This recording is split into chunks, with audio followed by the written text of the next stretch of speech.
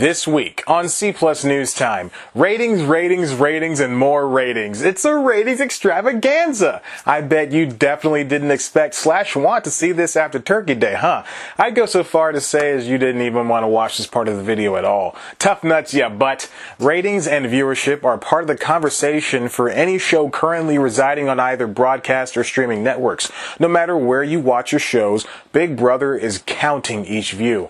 You can't escape them knowing that you watched all the holiday episodes of your favorite ABC shows to feel like you're part of a real family or something, or how you watched an entire season of All Hail King Julian over the course of 2 days because you have no friends and make videos on the internet that no one really watches at all because even your friends are lying to you that they do watch them. Yeah. Oh, hey, would you look at this? The ratings for this week's episode of News Time are in, and it's -2? That means I owe views to YouTube. How does that even... It's C Plus News Time. Delivering to you the news you didn't know about, the news you didn't care about, and the news you didn't know you cared about. With host, Chad White. Now, here's that host, Chad White.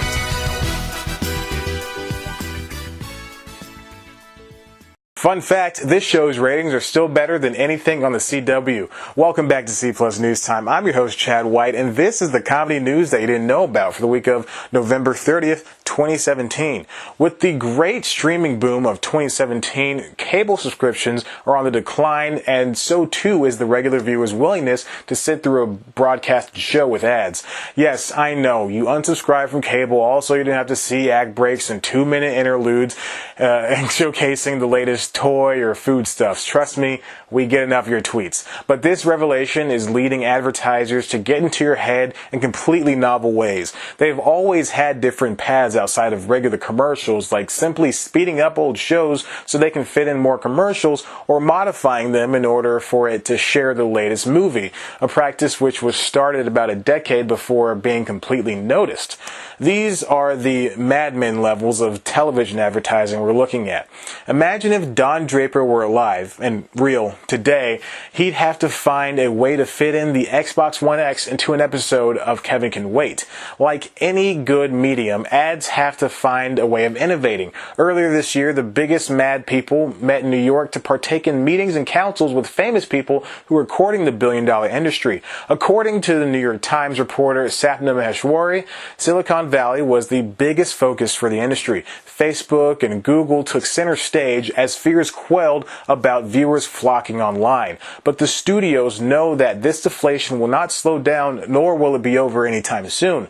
One of the biggest studios, Turner Broadcasting, has their own plan to combat waning viewers. In the summer of 2016, Turner said they were going to start limiting the ad load on TNT shows by 50%. If you watched any of their hot hits like The Last Ship, Animal Kingdom, or my personal favorite new drama of this year, Claws, then you could actually feel the reduced time away from the show. Commercial ratings were found to be higher, and episode length grew considerably for 10 minutes or more of tint per episode.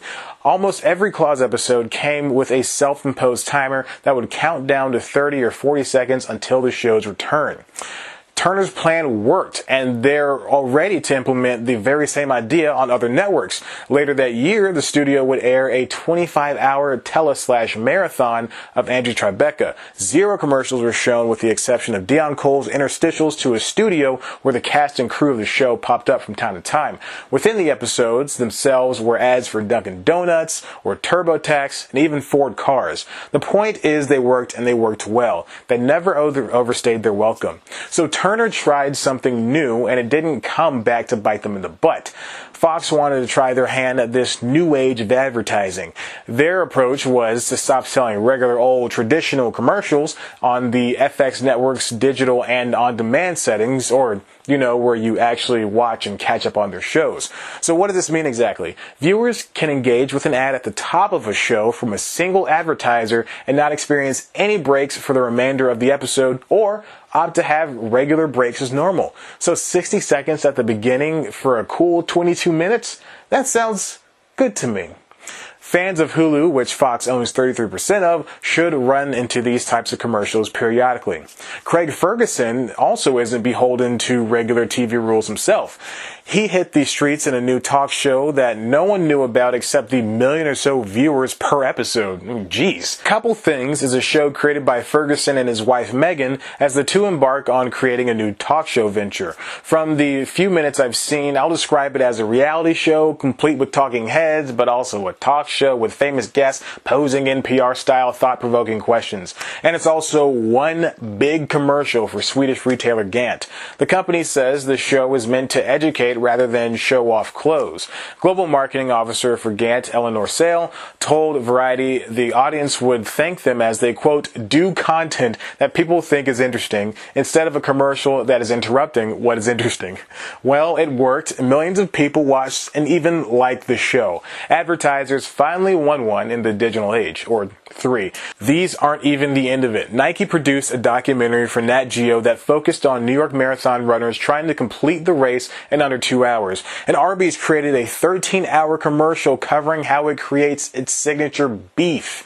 All of this ad talk should sound familiar. I did an episode back in August covering Steven Soderbergh's return to filmmaking with Logan Lucky and how he took the advertising to the movie space. In the same episode, I referenced this article by Maheshwari and John Coblin, which describes advertisers' hesitancy to rely solely on the newly created market of making commercials for online shows.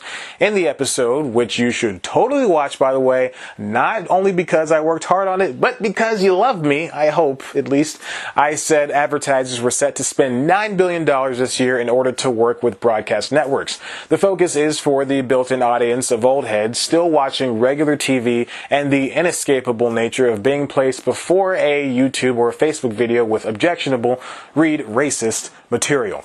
But that was a mere 3 months ago. Surely the online ad front could have changed by now. Let's take Netflix's Stranger Things, for instance. It's a show so filled to the brim with so much nostalgia that I can't bear to watch more than 10 minutes at a time. Also in the show is a cavalcade of treasures from the 80s, many of which are available to this day to purchase or have been remade for sale today. And take the newly created toys for today's kids as well. All of this is from a show whose ratings we can't see but can probably guess are freaking bonkers. Should I say, couldn't see, because we got ideas. Ratings for the second season of the overly popular but underwhelming show may have been accounted for. A first in the streaming network's history. Netflix is notorious for not sharing the ratings of a show neither to its creators nor to the advertisers nor the audience. And trust me, there are freaks like me and other business-minded people who give a real crap about this. Those rascals at Nielson got so fed up with Big Red's playing coy with ratings that they did the math themselves. In a new report from the ratings counter that came about a week after the release of the second season, Nielsen said an average of 4 million viewers watched each episode. At least 3 million of those viewers were in the coveted 18 to 49 demographic within the necessary 3-day rule. Episode 1 landed Big Bang Theory numbers with 15.8 million viewers, 11 million of them in the key demo, and 361,000 people wasted their lives by watching all 9 episodes in the first 24 hours. The final numbers are 8.8 million viewers per episode and 6.2 million viewers in the key demo. Here's how the episode numbers broke down for the initial week. As you can see, they fell as the episodes went on, like pretty much any other show. So how did Nielsen land on these numbers so easily? Wanting to include an on-demand offerings in the live viewer numbers, the company introduced an improved system dubbed Total Audience to its already decent ratings service. The previous version was opt-in, so not many studios experienced the majesty of knowing the true amount of people who watch their shows. This new service should do it automatically, regardless of the video portal, and even give the data separately. So both seasons and episodes will get the breakdown they deserve, from ratings to reach and frequency to segmentation reporting. So what have we learned here? Advertising is getting increasingly hard as viewership shifts towards commercialist binging. But mad ad people will find a way to get you to watch their work, no matter what. Random placements in a show or a movie and shortened breaks are just the beginning. There's going to come a time where media is a giant ad we cannot escape. That being said, please watch me this Christmas season on the Emoji Movie spinoff, the Christmas Emoji Movie, where I play a snowman placed right next to a sun. Reviewers rave about my performance as being there. And that's all the news I have for you for this week on C Plus News Time. Why don't you subscribe and check out one of our other videos? Of course, you can always head to the website cpluscomedy.com, where there is so much that there won't be any Christmas references for the remainder of the year. Maybe beginning of next year. You can find us on Twitter at cpluscomedy. Follow me on Twitter at ChadBlackWhite. Like us on Facebook. Listen to the Constitutionals podcast. And be sure to always get all those ads for those mad ad people, because those ads are rad. Brad.